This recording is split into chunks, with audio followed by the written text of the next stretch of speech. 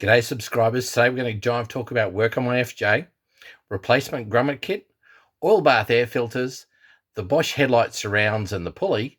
You're with Jules Knight on Jive Talking Garage.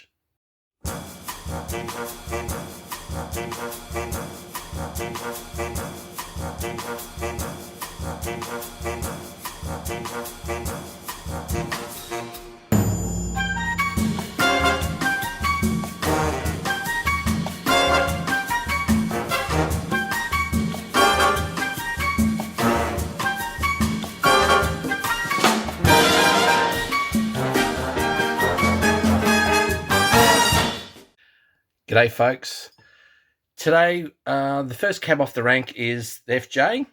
So I'll just show you a little bit of what I've been doing with the FJ now. So we started off with a black firewall and really dry looking old apron panels. They're pretty much the same both sides. But one of the common things for FJ Holdens and a lot of early Holdens as it was the update seems to have been painting the firewall black.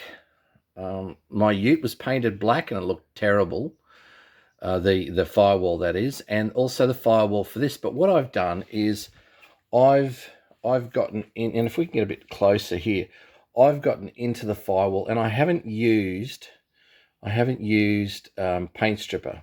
So what I'm going to do is I'm taking all this original paint off from here. So I'm running along here because what I want to do is do the engine bay up so that it looks nice. And so I'm using what's called a ripper. So ripper starts off like this onto an electric drill. And I've done probably, let's say 60%, more than half of the general firewall. Now I still have a lot to do here. I've got 2 more clips to take out of the internal insulation before that pushes away. But I start off with the ripper, and what that's looking like is that at the moment. So this is a composite material that you put on a drill. So you mount it here, you put it on a drill, and then you put it up against the surface, and what it's doing is literally ripping the paint off. Now, you can see that they didn't use an undercoat. They used red oxide, and then they painted it ocean mist green. So it's the same as ocean mist green here, right? So you've got your red oxide, ocean mist green, and then they put this black over the top of it, and I don't know why. So I've used, I've used in the small areas what's called a joss wheel. Now you can buy, all this type of product is available from Bunnings. Now I'm using it so because I'm not getting paint stripper everywhere. I used paint stripper last time when we did my ute. So joss wheel. In some of the really, really rugged places, I did use a wire wheel, but I'm being very cautious about that because I don't want it to mark the firewall. Because once this is done, I've got to buzz over the firewall with 120 on a sander. So I have work to do here in getting all of these pop rivets out, because this is a larger battery hole here than what is normally in the standard. So because the business sedan, it has a bit bigger battery in it because it's more heavy duty. Well, this panel wagon has the same. And I also have to remount where I'm going to put the coil, because the coil's normally around here. So traditionally the battery is going to be coming out here, the rod for the battery. So I'm going to get rid of this plate. I'll put reinforcing on the inside here and then put this rod back in. So that's what I'll be doing, removing the plate, putting some reinforcing in there, and restoring the rod, because this rod and that rod should be, cadmium plated, bright synced, the same as the accelerator linkage, which is in place at the moment. So I have I have gotten motivated. I am getting there.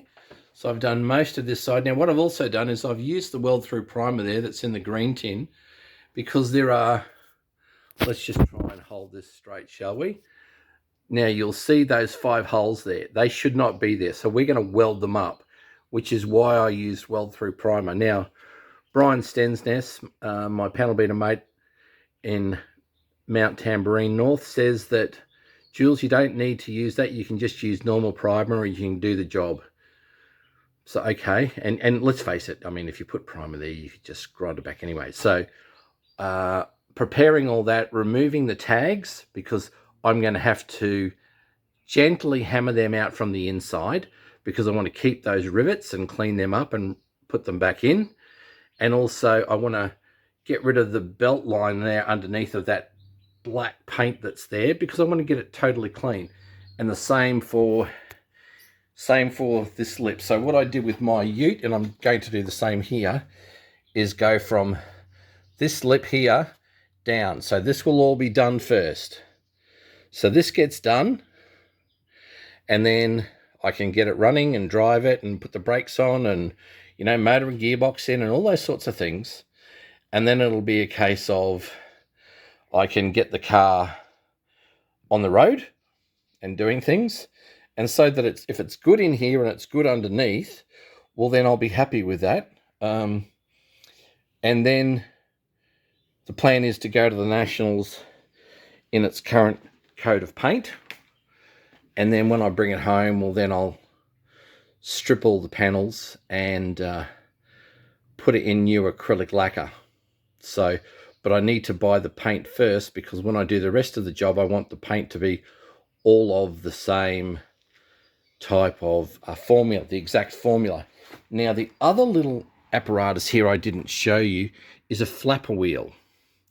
Now, this is also good to put on a drill for sanding. So you can see, you know, it just, as it spins, they're little patches of sandpaper, and they'll be used to strip the paint off, you know, whatever surface that you're actually applying the little flapper wheel to. But it's a handy little tool. So I've got all these little things to do the job. I am getting there. I'm sort of one screw away from pushing the dipper switch out and then disconnecting it, and then I'll be able to push the wiring harness away. And then I think I'm in a good place for the wiring harness to disappear, and I can just continue on with the rest of the firewall. Okay, so next bits and pieces we have to do with the FJ is finish removing the paint and red oxide that is on the car and get it all back down to bare metal. Now I've put some weld through primer on those 5 holes that need to be welded up, and I was going to do the same where that little plate is that's all been riveted on. However, in talking to Brian Stensness, our resident panel beater from Mount Tamborine,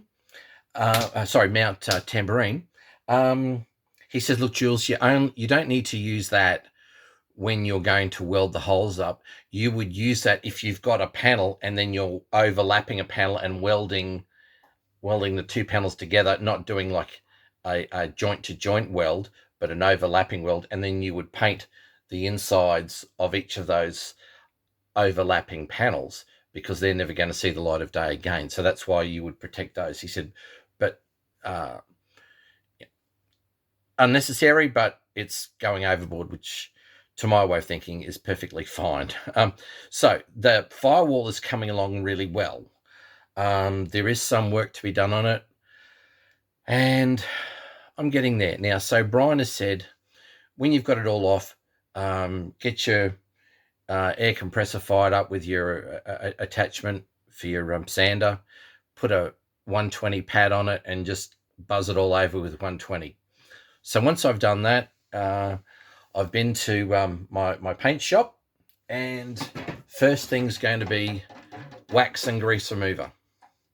So, you know, I don't want to have any finger marks or anything like that on the paint. I remember when we were doing up my mate's panel van, we had to paint the diff 8 times because it just kept getting fish eyes in the paint, just breaking through the black.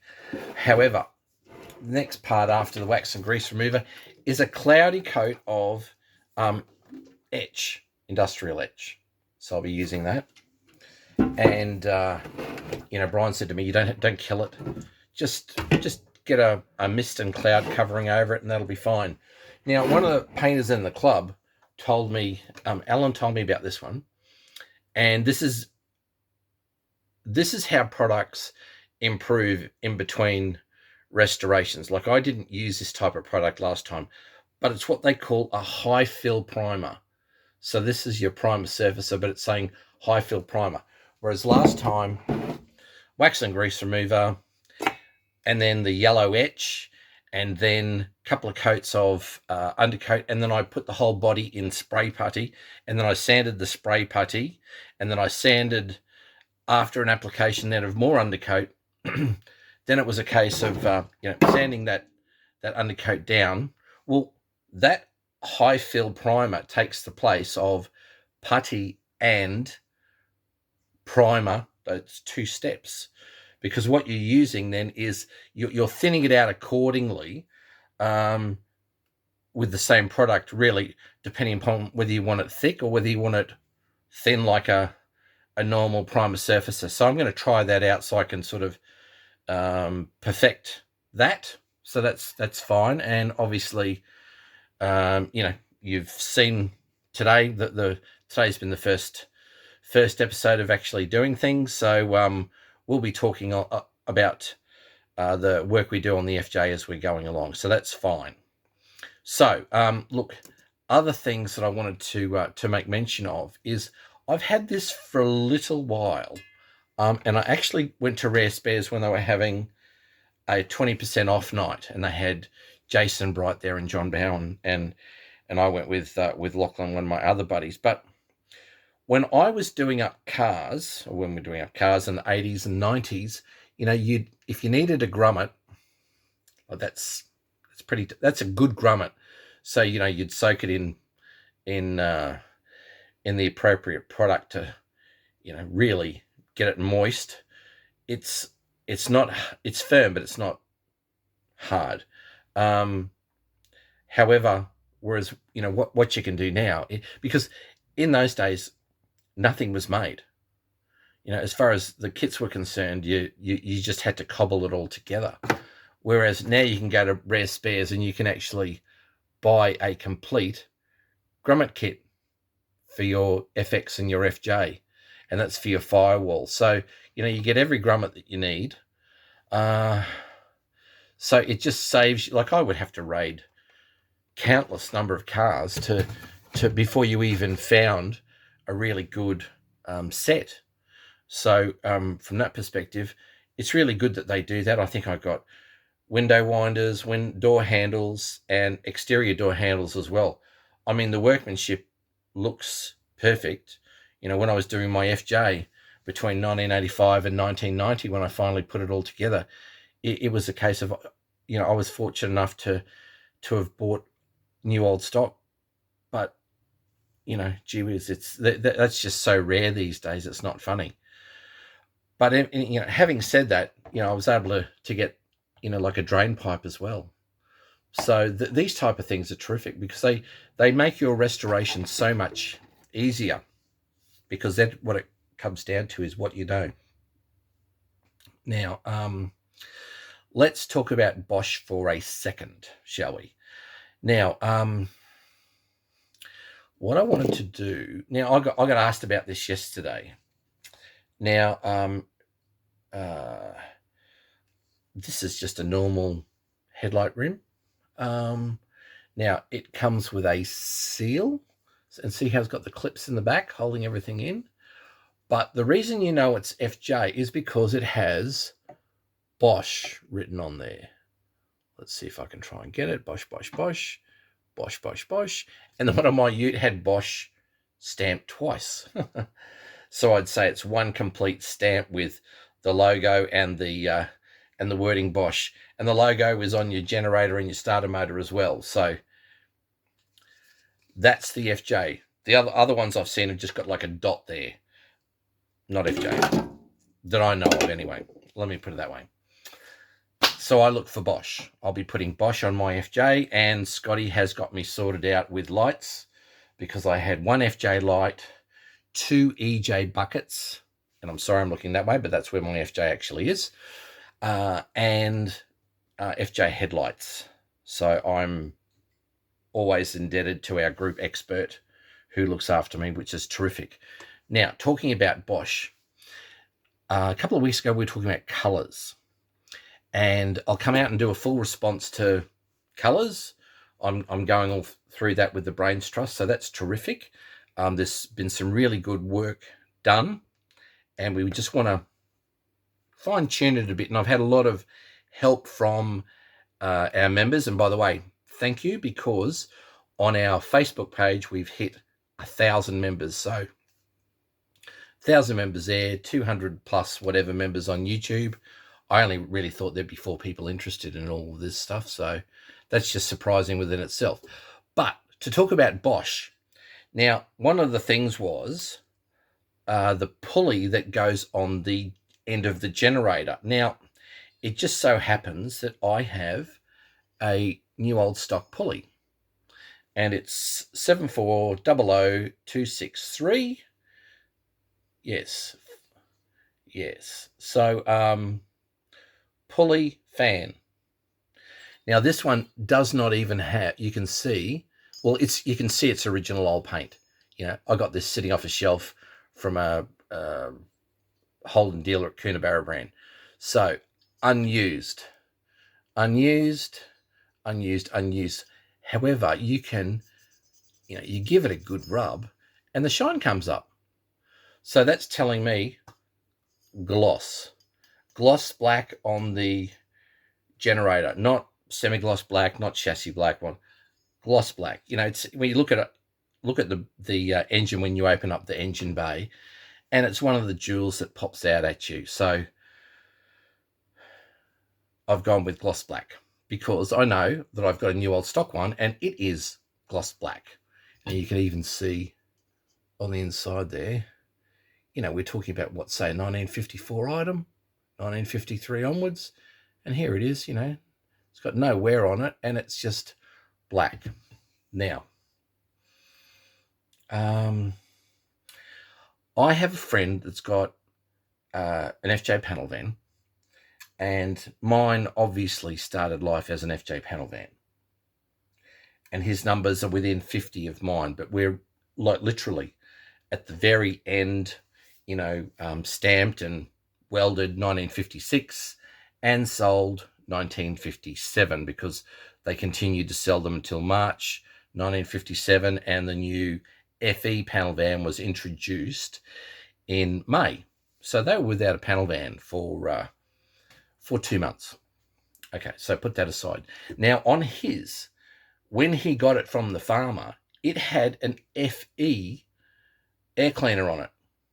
And it also had the later model, 1956, fuel pipe that had a curl in it to go straight into the carburetor. So it wasn't going to the needle and seat at a 90-degree angle. It was actually going in at a 180-degree angle. So we thought that was wrong. We thought that's obviously wrong. And judges at the time were like, oh, it's a shame it doesn't have all FJ bits on it. Well, it just goes to show you you don't know what you don't know. It's the last of the model. So they're actually starting to, because they're already making FEs, well, they're already starting to introduce FE bits onto the FJs that were already there, because they're phasing one half out and starting a new mark altogether. Now, that was his, and I would suspect perhaps, it could have been for mine as well, because they're within 50 of each other. Now, something similar rings true. Like, for instance, this one's been powder coated. So this is an early model air cleaner. So, so if you're stuck for what to use as oil filter, you can always use steel wool in here. That'll do your job. So that is your early one. I'm going to move this one on shortly. But yeah, it's all powder coated and beautiful and stuff like that, and doesn't have a mark on it. So that's great. Now, what came with mine is this one. So this is a lovely old example of it. Now, this is how I got it. Now, I've only had my car for 5 years or so, so it's a little bit difficult to say what's what with it, but I'm making the best fist of it and just trying to put as much stock things on it as I possibly can. So that's my oil filter. So you can see the earlier ones, and you can see what's come out for the oil bath air cleaner. So that's that. However, it's good to upgrade, right? And keeping in the stock flavor, you know, I've gone from that one that's a bit rusty and whatever to this one that's got the original decal on it. Yep, sure, it is a bit dusty and whatever, but you know, it's got the three components of the stack that are in there. It's really like a big cake tin, I suppose. Everything's perfect on it. And you know, it got the original decal. I mean, just fantastic, really. But that's what I'm going to go with for my FJ. You know, I'm going from the old dusty, crusty and rusty one to this other one that I don't have to touch. And it will just be a pleasure. So I think we're in a good place. And for those that were wanting to know about the weld through primer, that's the one that I got from my paint shop. That's the weld through primer. And it's weld through, zinc rich primer, and then a lot of French and a lot of Russian by the look of it. But zinc, zinc, zinc, zinc, zinc everywhere. So I'd say you'd get some that are zinc and some that are copper. But I'm thinking we're in a good place. So over the last couple of weeks, we've done regulator box, we've done generator. The generator needed a little repair. There was a broken wire in it. So, you know, that's been done and given back to me, and I've painted them separately and put it all back together. And the same with the regulator box. So that's all good.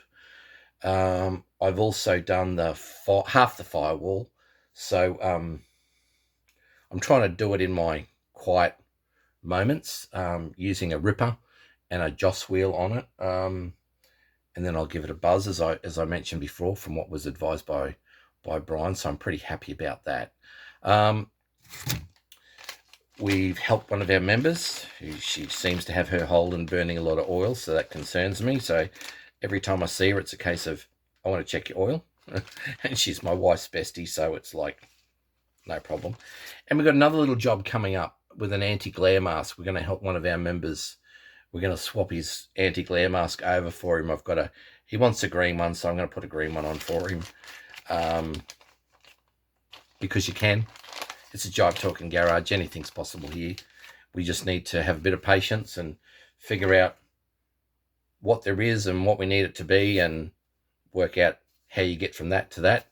But really, that's what we're doing in the Jive Talking Garage. So a little bit of work to do. The concentration is going to be fully on the FJ. I am doing another little job, but it's only because I'm crazy and quirky and dealing with capacitors and putting stripes on things and whatever to try and reproduce them back to how they were. However, that's what we do here in Jive Talking Garage. So don't forget to stop by at Facebook with the other 1,000 members and see what we're doing at Jive Talking Garage. Please share, like, and subscribe on YouTube, but more importantly, enjoy your Holden.